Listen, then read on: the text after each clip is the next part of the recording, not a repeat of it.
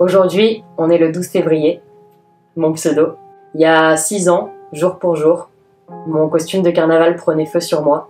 C'était super important pour moi de revenir sur cette date qui a changé ma vie et de vous expliquer un peu plus en détail ce qui s'est passé cette journée.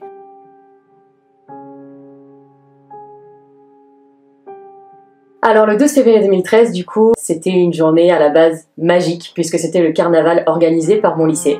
Avec ma meilleure amie, on avait décidé de se faire un costume de mouton. Parce qu'on avait un pote qui faisait le berger, on s'était dit sur un délire, vas-y, bah tu fais le berger, nous on fait les moutons. Ça part, on fait les moutons. Donc on avait mis une semaine à confectionner notre costume. Sur du jean, on avait collé du scotch double face, on avait collé des boules de coton un peu partout. Pareil pour le haut sur un manche longue. Et pareil pour le bonnet, du coup on avait découpé des bas de collants, on avait collé du scotch double face aussi, des boules de coton, on l'avait posé sur notre tête et ça ressemblait à peu près à ça. Bing bing bing. Je vais essayer de mettre des images si je m'en sors dans mon montage. Bref, la journée du 12 février, c'était une super journée. Tout le monde s'éclate, tout le monde prend des photos. Et à la fin de cette journée, j'ai ma meilleure amie d'enfance qui me demande qu'on s'arrête en bas de chez moi pour fumer une dernière cigarette. Donc on était dans le bus et j'avoue que j'avais pas trop envie d'y aller parce que j'avais chaud, j'avais qu'une envie, c'était de retirer ce costume. Enfin vous pouvez imaginer une seconde à quel point je devais avoir chaud là-dedans. Mais je m'étais dit bon allez, une dernière clope avant de rentrer à la maison. Papa et maman savaient pas que je fumais. Donc je m'étais dit allez, avant de rentrer, de plus fumer de la soirée, pourquoi pas un petit moment tranquillou posé pour refaire le monde comme d'habitude. Donc je sors du bus avec ma meilleure amie d'enfance, on s'assoit, elle est au téléphone avec son copain. Moi je suis posée, je vacille un peu, j'admire le paysage et là c'est le drame. Et ma meilleure amie me regarde et elle me dit « Meuf, tu prends feu ».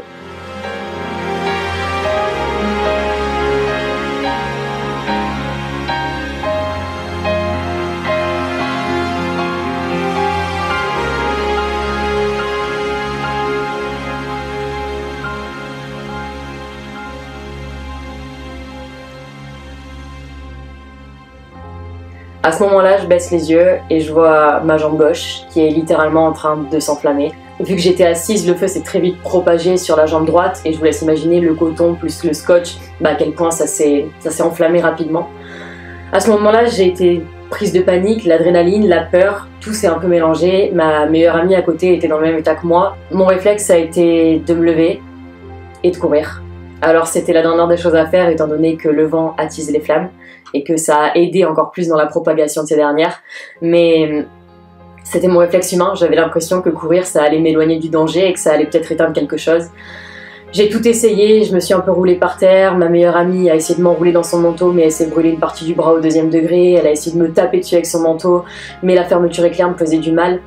Bref, tout ça s'est passé super vite et je sais que la question que vous vous posez c'est mais mon Dieu, au niveau de la douleur, qu'est-ce que ça doit être horrible. Et quand les flammes sont arrivées en fait au niveau de mon cou, j'ai eu peur. J'ai eu très peur parce que évidemment tout le long de mon accident avec ma meilleure amie on criait au secours, on criait à l'aide. Et quand les flammes sont arrivées au niveau de ma gorge, l'inhalation de la fumée et la chaleur ont fait que le son sortait plus en fait. Et quand j'étais là et que je voulais crier à l'aide, à l'aide, à l'aide, ça faisait... Et j'avais plus de son qui sortait et je me suis dit mais mon Dieu, je vais perdre ma voix et...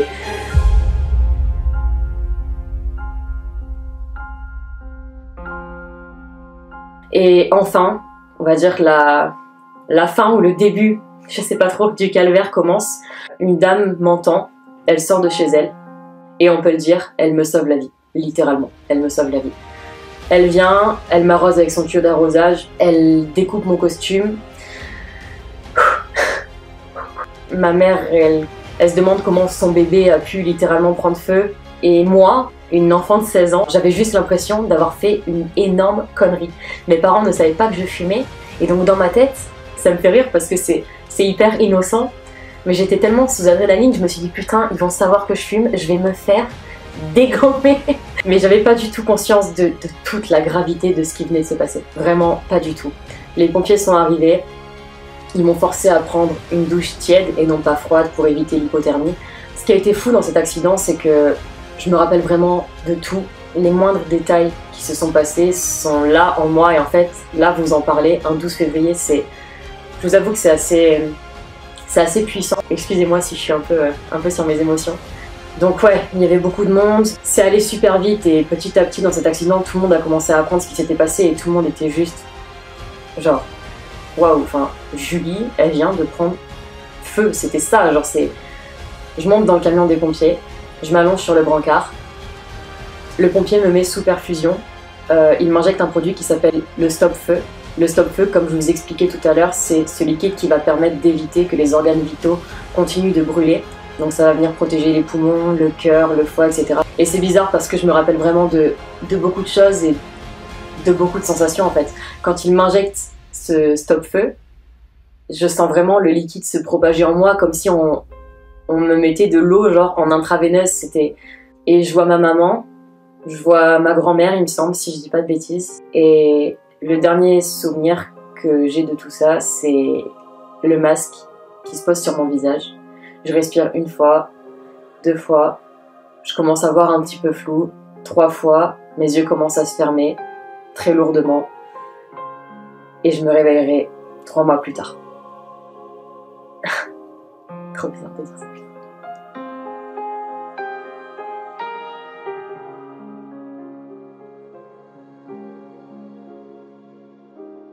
Je tremble.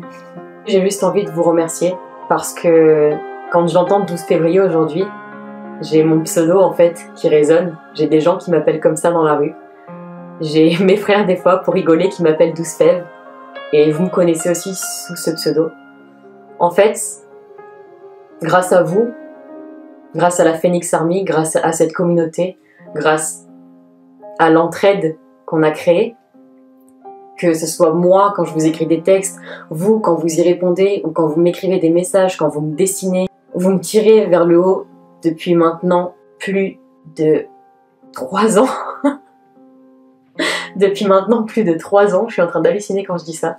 Et grâce à tout votre soutien, vous avez fait en sorte que 12 février, ça soit synonyme d'une histoire, d'un combat de vie, mon combat de vie. Mais en fait, 12 février sans vous, ça n'existe pas. Aujourd'hui, si je suis là aussi assise et que je peux parler, c'est parce que vous êtes là depuis 3 ans maintenant. Merci. Merci d'avoir fait du 12 février un message d'espoir.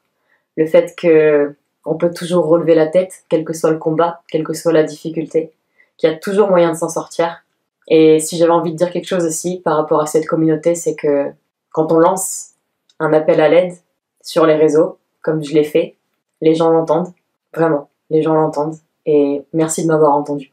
Que dire après ce témoignage, si ce n'est bravo. Bravo pour avoir fait ce témoignage, bravo pour avoir fait ces vidéos, bravo pour avoir fait cette chaîne YouTube, pour avoir créé ton compte Instagram et pour avoir créé toute cette énergie.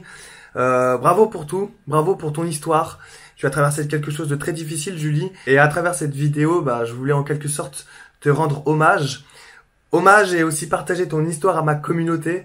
Julie n'est pas au courant que je vais réaliser une vidéo sur elle, donc j'espère que tu m'en voudras pas, Julie. Je me présente, je m'appelle Vincent, je suis un ancien pompier de Paris, un ex-pompier de Paris, j'aime pas le mot ancien parce que j'ai que 30 ans.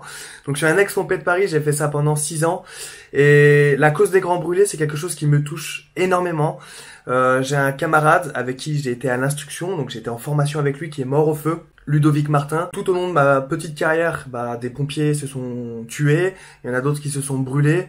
J'ai grandi avec une histoire en tête, c'est l'histoire de Éric Vautier. Éric Vautier, c'était un pompier de Paris qui s'est blessé, qui a été brûlé à 80% de son corps. J'étais bloqué par les bretelles de mon équipement. J'ai assisté pour me dégager, pas moyen. Donc j'ai quitté mon appareil respiratoire isolant et puis je suis sorti. Mais regarde, arrête de grogner. Ah putain, c'est pas vrai. C'est pas possible ça. Regarde pas, regarde pas. Pourquoi?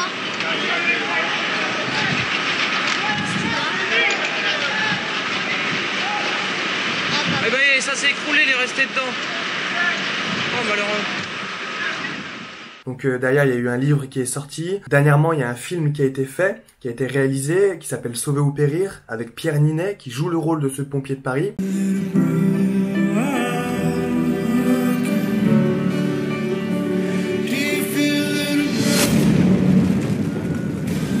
La vérité, c'est que personne n'est invincible.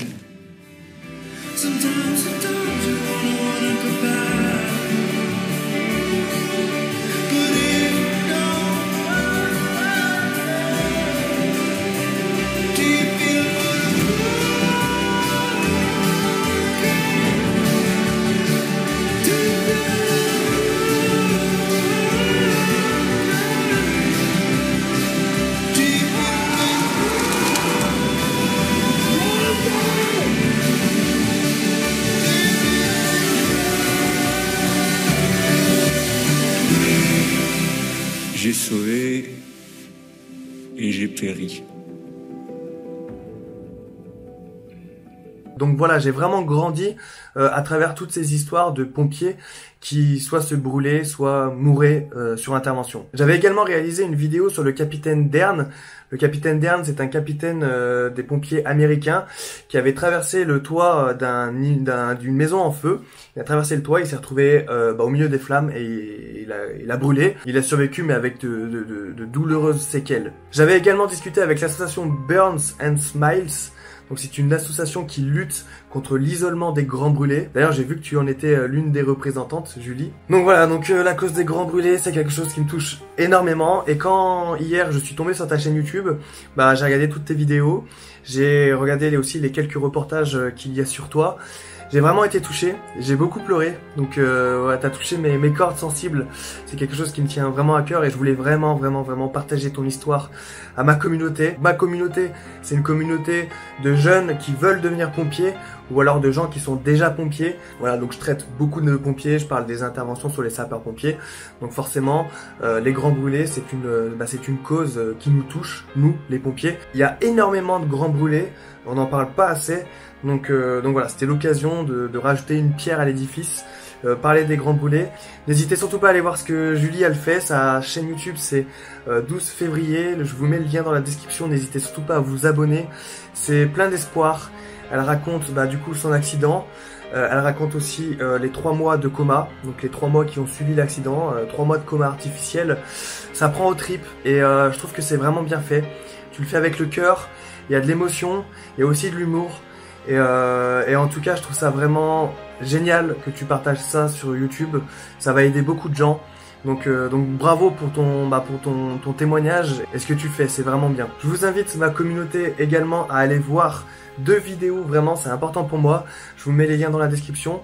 C'est l'association Burns and Smiles qui ont réalisé 2 courts-métrages. Voilà, c'est 2 courts-métrages qui durent 3 minutes. C'est pas long, mais c'est vraiment poignant.